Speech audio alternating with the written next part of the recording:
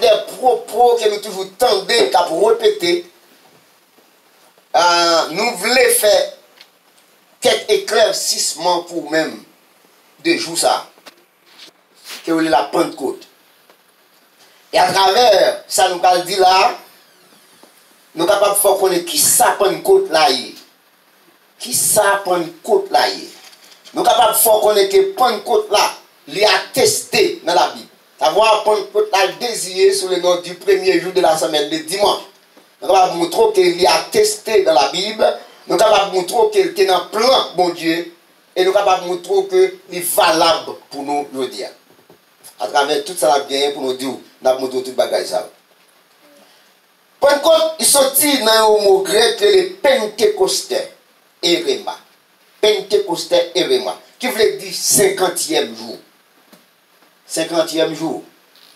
Faites ça, il célébrer le 7e dimanche, après le dimanche Pâques, qui te prend lieu lorsque Jésus, après le dernier souper avec disciples, selon Jean chapitre 13, verset 1er à 17. Donc, après 7 dimanches, après dimanche ça, faites ça, célébrer.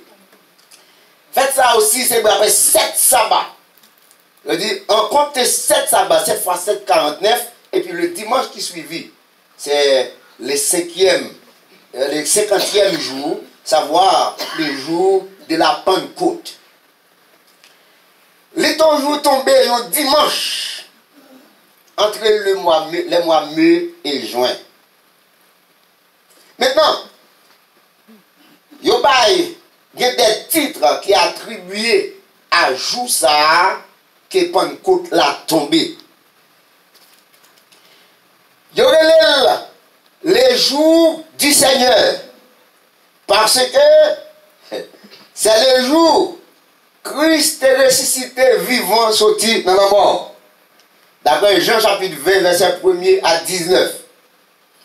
Il y aurait tout les premiers jours de la semaine, comme il est attesté dans Jean chapitre 20, verset 19 à 23. Là, après la résurrection Christ, il fait apparition à mesdames, et il continue de faire apparition à disciples dans le même jour ça. En numérologie, le chiffre 1 est associé avec le commencement. C'est l'expression divine vers un nouveau départ.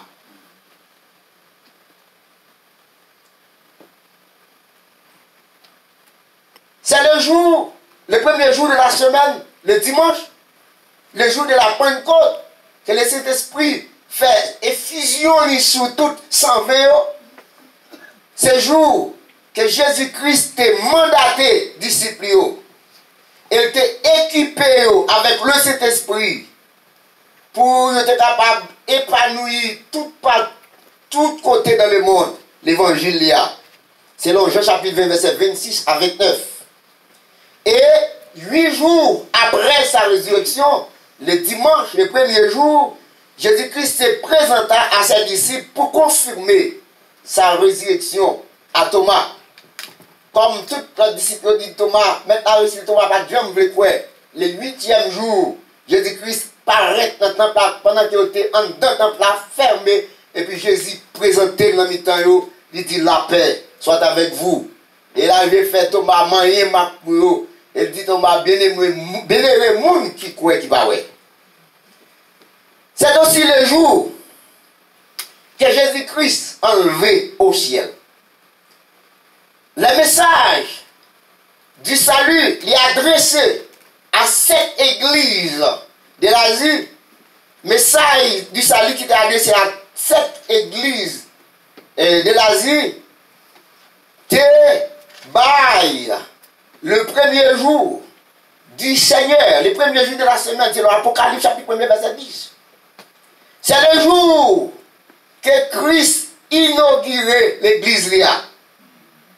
Côté que le règne de Christ, le gouvernement de Dieu, vient installer dans le cœur des humains sur la terre. Selon Actes chapitre 1er, verset 8, conféré Matthieu chapitre 12, verset 28, et Matthieu chapitre 16, verset 28. Nous allons lire deux derniers versets ça à coup. Matthieu chapitre 12, verset 28 et Marc chapitre 16, verset 28.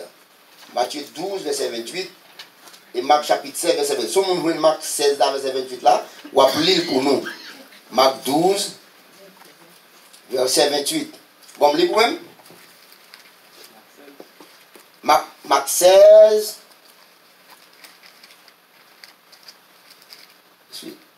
Marc 16. C'est samedi? Matthieu 12, verset 28. Ok. C'est Marc 2, verset 28. Mais si c'est par l'esprit que je chasse les démons, le royaume de Dieu est donc parmi vous. Jésus-Christ fin chasser mauvais esprit dans la tête d'un jeune homme. Et bien, il dit, si Jésus-Christ a chassé mauvais esprit, ça son démon. Jésus-Christ possédait de l'esprit les Béelzéboul.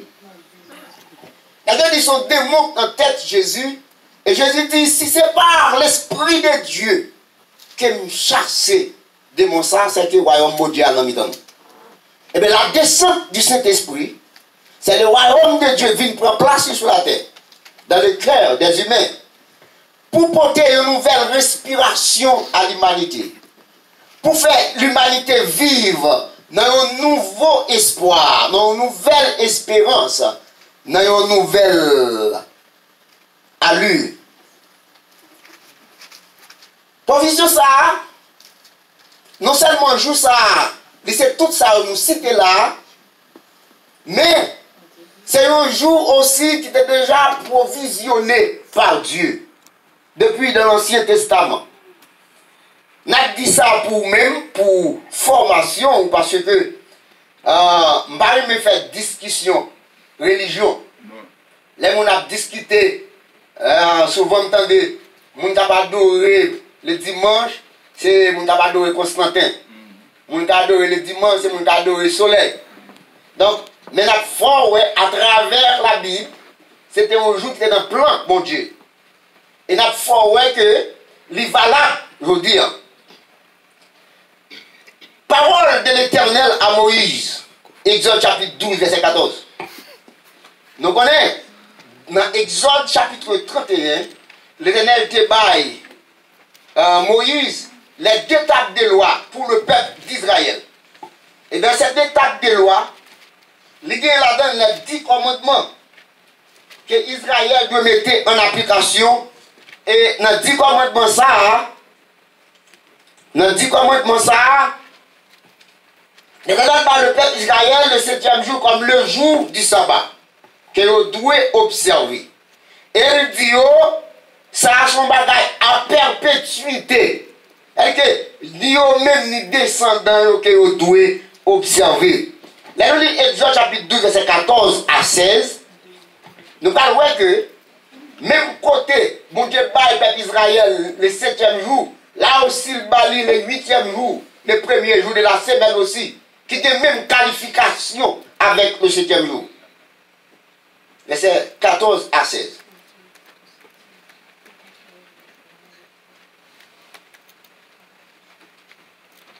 Vous conserverez le souvenir de ce jour et vous le célébrerez par une fête en l'honneur de l'Éternel. Vous le célébrerez comme une loi perpétuelle pour vos descendants. Pendant 7 jours, qui donne nous il y a un côté dans la Bible pour parler du premier jour, mais ça n'a pas trop d'importance parce que là, il dit le premier jour du 7e mois. Ça n'a pas beaucoup rapport à ça, m'a dit là. Parce que là, il dit le premier jour du 7e mois, quand on m'a dit, quand on mercredi, quand jeudi, quand il pas de jour. Mais là, il précise. Là, on va le préciser. Pendant 7 jours, vous mangerez des pains sans levain. Dès le premier jour, il n'y aura plus de levain dans vos maisons, car toute personne qui mangera du pain levé du premier jour au 7e jour sera retranchée d'Israël. Le premier jour, vous aurez une sainte convocation, et le 7e jour, vous aurez une sainte convocation. On ne fera aucun d'ouvrage ces jours-là. Vous pourrez seulement préparer la nourriture de chaque personne. C'est-à-dire que même côté où bon Dieu baille le peuple Israël le 7e jour, le jour du sabbat, comme un jour pour ne pas aucun service, pour ne pas travailler, pour ne pas 5 convocations éternelles, là aussi, sans ne pas écarter, sans ne pas quitter page là, les baille le peuple d'Israël le premier jour de la semaine. Comme un jour consacré à l'Éternel, un jour pour ne pas faire aucune œuvre servile, seulement pour faire une sainte convocation à l'Éternel. Lévitique 23, versets 6, 7, 8. Lévitique chapitre 23, versets 6, 7, 8. Si vous voulez nous mettre l'île, mais heureusement, venez avant. Et le 15e jour, de ce mois, ce sera la fête des pains sans levain à l'honneur de l'Éternel. Vous mangerez pendant 16 jours des pains sans levain. Le premier jour, vous aurez une sainte convocation, vous ne ferez aucune servile. Vous offrirez à l'Éternel pendant 16 jours de sacrifices consumés par le feu. Le 7e jour, il y aura une sainte convocation, vous ne ferez aucune servile. Donc là même l'Éternel baille, peuple là, l'ordre à l'égard du 7e et le premier jour de la semaine. Sinon, on nous lit les versets 15 à 22 pour nous, dans le même chapitre ça, versets 15 à 22. Depuis le lendemain du sabbat, depuis le lendemain du sabbat, le 7e jour, le lendemain du sabbat, le premier jour de la semaine de dimanche. Depuis le lendemain du sabbat, du jour où vous apportez la gerbe pour être agité du côté et d'autre, vous compterez 7 semaines entières, vous compterez 50 jours jusqu'au lendemain du 7e sabbat, et vous ferez à l'Éternel une offrande nouvelle. Nous mettez accent sur ça. Vous ferez à l'Éternel une offrande nouvelle. Vous compterez 50e jour et vous ferez à l'Éternel une offrande nouvelle. Verset 37 à 36.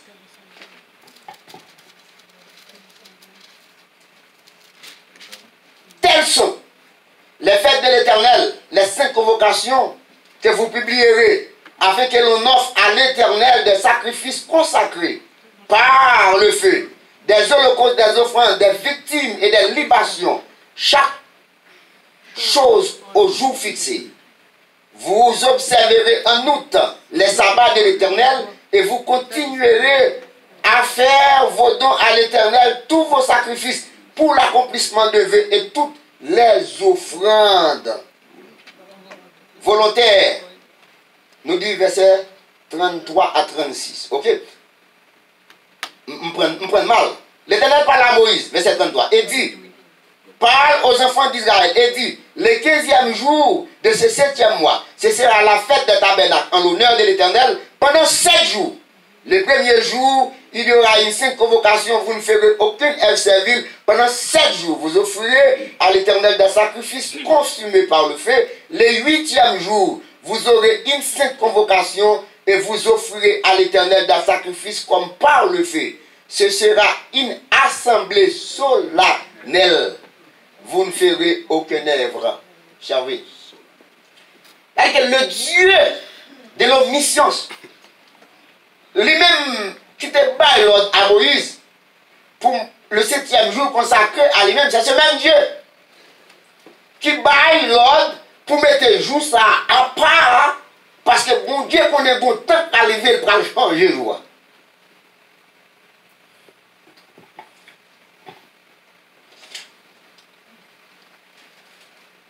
L'Éternel dit, dans Joël chapitre 2, verset 28, dans Lisa, Joël chapitre 2, verset 28. L'Éternel dit, après nous finissons constater tout côté ça, où bon Dieu bat l'ordre pour conserver le premier jour de la semaine, bon Dieu dit dans Joël 2, verset 28, après ces jours-là, je répandrai mon esprit sur toute chair. Vos fils et vos filles prophétiseront. Vos vieillards auront des songes et vos jeunes gens des visions. Ça sont prophéties que Dieu fait par le prophète Joël qui dit, après ces jours-là, après un jour, ça a fini passé. Savoir, l'Ancien Testament, il va faire un bagage nouvelle. Le livre, m'a reprendre l'esprit sur toute chair. Et l'elle dit ça là, n'a parlé exactement le jour de la Pentecôte, quand le Saint-Esprit va descendre sur tout le monde. On nous regarde Actes, chapitre 2, verset 1er à 17. Actes chapitre 2, verset 1er à 17, côté de ce là, ou pas le côté l'apôtre Pierre, pour faire référence. Nous ne pouvons pas peut-être lire, mais dans le chapitre ça, ou pas l'apôtre Pierre, dans le discours, il va faire référence avec la prophétie que bon Dieu t'a fait dans Joël 2, verset 28. Il va dire, ça c'est accomplissement de prophétie bon Dieu t'a fait. Ce n'est pas sous mon yossou. Là, on a dit, c'est sous mon yossou dans le moment ça. La bonne Pierre a dit, l'île pour nous frère. Joël 2, 28. Joël 2, c'est pas commencer. Acte 2. Nous lisons Joël 2, 28 là déjà. Mais Acte 2, verset 1er à 17. Comment dit verset 1er à 17? Le jour de la Pentecôte, ils étaient tous assemblés dans le même lieu. Tout à coup, il vint du ciel un bruit comme celui d'un vent impétueux. Et il remplit toute la maison où il était assis. Des langues semblables à des langues de feu lui apparurent, séparées les unes des autres, et se posèrent sur chacun d'eux. Et ils furent tous remplis du Saint-Esprit, et se mirent à parler en d'autres langues, selon que l'Esprit leur donnait à s'exprimer. Or, il y avait en ce jour à Jérusalem des Juifs, hommes pieux de toutes les nations qui sont sous le ciel. Au bruit qui eut lieu, la multitude accourut, et elle fut confondue parce que chacun les entendait parler de sa propre langue. Ils étaient tous dans l'étonnement et la surprise. Ils se disaient les uns aux autres, voici ces gens qui parlent, ne sont-ils pas tous des Galiléens? Et comment les entendons-nous dans notre propre langue, à chacun dans notre langue maternelle? Portès, Mèdes, ça c'est toute la nation qui est là. Ceux qui habitaient à Mésopotamie, la Judée, la Cappadoce, le pont de l'Asie, et la Phrygie, la Pamphylie, l'Égypte, des territoires de la Libye, voisine de Cyrène, ceux qui sont venus de Rome, juifs et prosélytes, crétois et arabes, comment les entendons-nous parler dans nos langues des merveilles de Dieu? Ils étaient tous dans l'étonnement, et ne sachant que penser, ils se disaient les uns aux autres, que veut dire ceci? Mais d'autres se moquaient et disaient, ils sont pleins de vin doux. Alors Pierre se présentèrent avec les 11, leva la voix et leur parla en ces termes. Hommes juifs, et vous tous qui séjournez à Jérusalem, sachez ceci, et prêtez l'oreille à mes paroles. Ces gens ne sont pas ivres comme vous le supposez, car c'est la 3e heure du jour. Mais c'est ici ce qui a été dit par le prophète Joël. Dans le dernier jour, dit Dieu, je répandrai mon esprit sur toute chair. Vos fils et vos filles prophétiseront. Vos jeunes gens auront des visions, et vos vieillards auront des songes. Oui, sur mes serviteurs et sur mes servantes. Dans ces jours-là, je reprendrai de mon esprit, et ils prophétiseront. Je ferai paraître des prodiges en haut dans le ciel, et des miracles en bas sur la terre, du sang de feu et une vapeur de fumée. Le soleil se changera en ténèbres, et la lune en sang, avant l'arrivée du jour du Seigneur. De ce jour grand et glorieux, alors quiconque invoquera le nom du Seigneur sera sauvé. D'abord, bien dans son discours, pour le faire de comprendre l'événement qui a passé là. Ce n'est pas sous mon yossou. Mais ça, c'est son prophétie que mon Dieu a fait. Depuis dans l'Ancien Testament, dans le livre de Joël. Puisque la Bible dit la Bible dit, la mort de Jésus-Christ, lui changeait toute bagaille. La mort, la résurrection de Jésus-Christ, lui changeait toute bagaille. Toute sa signification dans le passé, avant la mort de Christ, après la mort de Christ, après la résurrection de Christ, il y a une signification. Si tu as par exemple la croix aveugle, avant la mort de Christ, la croix, ton symbole de malédiction. L'on nous la croix, il faut courir pour la croix parce que depuis on homme sous la croix sont malfaiteurs, sont criminels. Mais après la mort de Christ, la croix vient une lotification. Là où est la croix, où est la vie. Là où est la croix, où est le salut. Là où est la croix, où est délivrance. Parce que c'est à cause de la croix que fait moi avoir vivre, je veux dire. Et puis c'est ainsi que l'Éternel Dieu dit dans Hébreux chapitre 7 et verset 12, il dit, puisque le sacerdoce a changé, c'est aussi qu'il y ait un changement des lois. Le sacerdoce, c'est quoi? C'est le service qui prête là pour fouiller. Les prêtres là pour fouiller le service longtemps, il faut tuer des sacrifices, des bêtes, et puis c'est chaque année. Mais maintenant, Christ vient entrer, il y a une foi pour tout. Christ offre tête, il y a une foi pour tout. On sait le sang couler maintenant tout le monde à travers sa visage de la vie. Est-ce que ça sacerdoce a changé? Si ça a changé, la loi a changé automatiquement.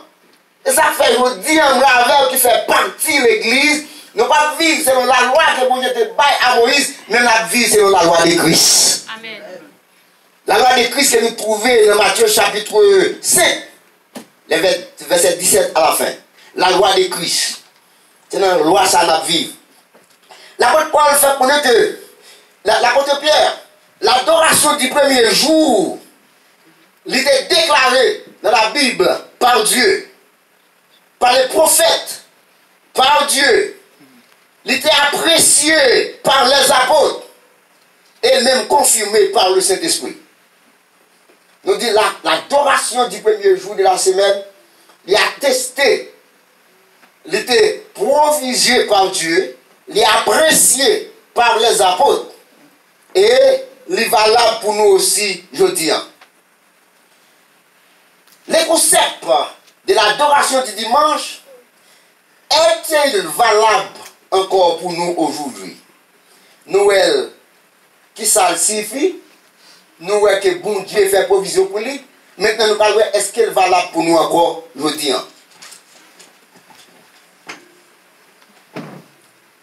Non. Acte chapitre 20, verset 7. Acte chapitre 20, verset 7. Il dit, le premier jour de la semaine, après la résurrection de Christ, après l'inauguration de cette église, après cet esprit a fini de descendre, sous 120, peut-être 3000 âmes viennent augmenter. Maintenant, l'église a venu camper avant un nombre de 3120 personnes. Après le premier jour de la semaine, nous étions réunis pour rompre le pain. Paul qui devait partir le lendemain, s'entretenant avec les disciples, et il prolongea son discours jusqu'à minuit.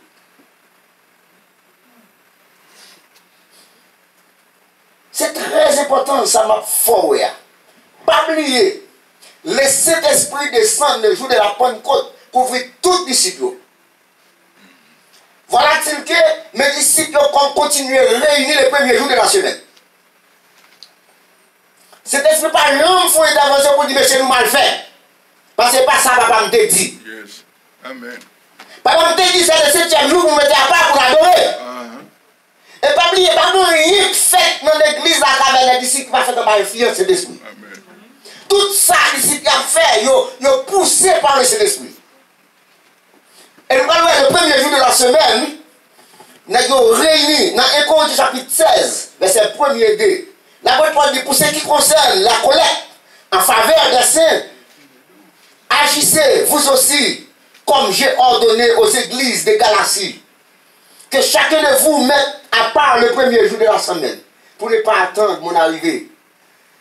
Que chaque monde dans le dos a porté pour l'église à chaque premier jour de la semaine, c'est la réunion. Mettez la part. Pour les arriver, pour nous soumettre, pour nous collecter. Dieu, dans Jean chapitre 13, verset 3 et Jean chapitre 3, verset 35. Vous n'avez pas besoin de connaître. Bon Dieu, dans l'Ancien Testament, dans la loi de Moïse, bon Dieu te contrôle tout le bagage. Mais à partir du moment Christ vient inaugurer l'église, le jour de la Pentecôte, Jésus-Christ vient ressusciter, monter dans le ciel. Maintenant, toute bagaille, bon Dieu remet toute bagaille à Jésus-Christ. C'est Christ qui a contrôlé toute bagaille sur la terre. Selon Jean 13, verset 3. Jean 3, verset 35. Vous mettez le verset ça, ou après ça. Dieu parlait maintenant, dans Hébreux chapitre 1, verset 1 et 2. Maintenant, mon Dieu pas parler directement, mais il parlait par le Fils. Et ça fait n'importe qui va écouter Jésus-Christ, pas aucun moyen d'écouter mon Dieu.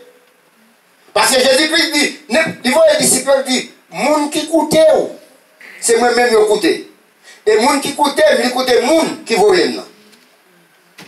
N'importe moun qui mette Jésus-Christ de côté, qui dit, bon, maman fait Christ là, son petit Dieu que t'as Dieu, m'en a favelle, là, mon Dieu directement ou à côté. Parce que toutes choses ont été remises à Jésus-Christ. N'importe moun qui parle de travail en bas, influence cet esprit. Ou lui adresse à Dieu ou bien à Jésus-Christ directement. Ou non chaud.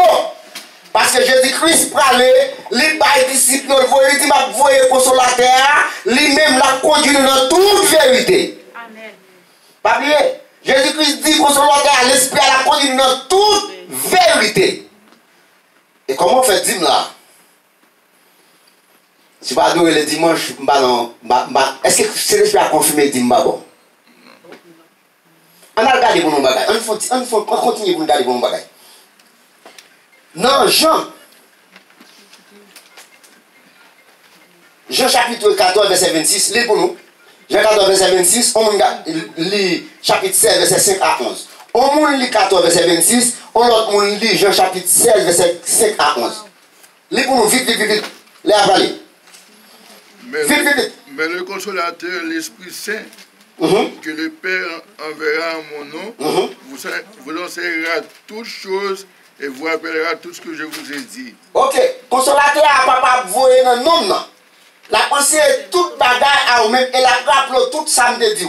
Qui est-ce que Dieu Jean chapitre 7, verset 5 à 11. Maintenant, je m'en vais vers celui qui m'a envoyé. Et aucun de vous ne me demande où vas-tu. Parce que je vous ai dit ces choses, la tristesse a rempli votre cœur. Cependant, je vous dis la vérité. Il vous est avantageux que je m'en aille. Car si je ne m'en vais pas, le consolateur ne viendra pas vers vous. Mais si je m'en vais, je vous l'enverrai.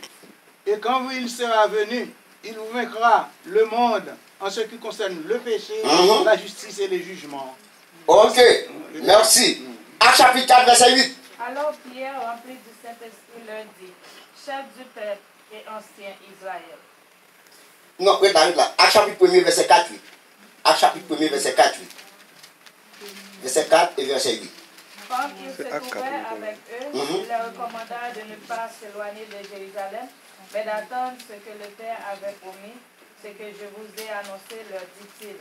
Verset 8. Mais vous recevez une puissance, le Saint-Esprit survenant sur vous, et vous serez mes témoins à Jérusalem, dans toute la Judée, dans la Samarie et jusqu'aux extrémités. Ok, mais c'est Jésus-Christ qui va dire que l'autre, pas l'éloigner de Jérusalem, tant, restez là jusqu'à ce que ça va partir pour mettre là, la venir. On ne peut pas partir si un personnage d'autre.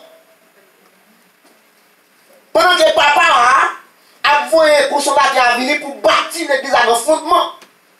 N'importe construction à faire depuis fondement mal bâti, construction à pas faite. Depuis un fondement, papa a connu cet esprit à venir inaugurer l'église là. Et puis pour qu'on les joue ça va pour nous et puis faire seulement joue ça. On regarde pour nous, Jean 14, verset 26. Non, et pas 26, non? Jean 14, oui, c'est verset 26, oui. Mais le consolateur, l'Esprit Saint, que le Père enverra en mon nom, vous enseignera toutes choses et vous parlera tout ce que je dis. C'est ça que je dis là. Pour mettre ça, accomplir le jour de la Pentecôte. L'église de Jésus-Christ qui prend naissance il prend naissance en bas influence Saint-Esprit qui depuis lors montré dans cette église que Jésus-Christ baille pour les églises de l'Asie, ou après, il finit comme ça, que c'est qui ça? Que qui a des oreilles, entendre, c'est que l'esprit dit à l'église. C'est l'esprit qui a contrôlé l'église. L'esprit pour que j'aime faire intervention, beaucoup pour dire mon cher, nous faisons erreur. Le mandat confié aux disciples de proclamer que Jésus-Christ est Christ et d'annoncer la bonne nouvelle du royaume. Selon Actes chapitre 18, verset 23 à 38. On nous regarde pour vous. L'apôtre Paul, maintenant, va recevoir un mandat. Tout disciple recevoir un mandat pour prêcher la bonne nouvelle. Selon Actes 18, verset 23 à 38. Qui dit que les Juifs, pas de gens contre mon Dieu. Les Juifs, pas de gens contre mon Dieu. Avant la venue de Jésus-Christ. Cependant, il y a certaines personnes, nos minimes, malgré observer la loi, mais on connaît personne ne va sauver par la loi avec la foi au nom de bon Dieu. Et tant dans l'Ancien Testament. Mais les Juifs, majoritairement, qui ont pratiqué des religions, ne pas jamais connaître bon Dieu. Là, lit Acte 26, verset 27, pour me confirmer samedi. Acte 26, verset 27. Acte 26, verset 27. Acte 26, verset 27. On m'a cherché. Acte 26, verset 17, 18, 22, 23. Ok. Acte 26, 17, 18. Dis pour nous. 17, 18. Je t'ai choisi du milieu de ce peuple et du milieu des païens vers que je t'envoie, afin que tu leur ouvres les yeux, pour qu'ils passent des ténèbres à la lumière et à la puissance de Satan à Dieu, pour qu'ils reçoivent par la foi en moi le pardon des péchés et héritage avec les saints. Et bon, je te dis ça, je dis, monsieur, je choisis parmi les juifs, parmi les païens, pour ouvrir les yeux, de même pas vivre dans les ténèbres, pour passer en bas de puissance Satan, pour passer vivre dans le royaume de Dieu. Verset 22, 23. Mais, verset 22. Grâce au secours de Dieu, j'ai subsisté jusqu'à ce jour, rendant témoignage devant les petits et les grands, sans m'écarter en rien de ce que les prophètes et Moïse ont déclaré d'avoir arrivé. Savoir que le Christ souffrirait et que ressuscité le premier d'entre les morts, il annoncerait la lumière au peuple et aux nations. Ok, donc tout ça montre que mandat ici pour recevoir, puis montrer que Jésus-Christ est le Messie. Dans Actes chapitre 13, verset 47, verset chapitre 14, verset 27, Paul est confié par Jésus-Christ pour annoncer la lumière aux nations, pour porter l'évangile jusqu'aux extrémités de la terre. Selon les Actes chapitre 20, verset 28, c'est le Saint-Esprit qui les a confiés ce ministère.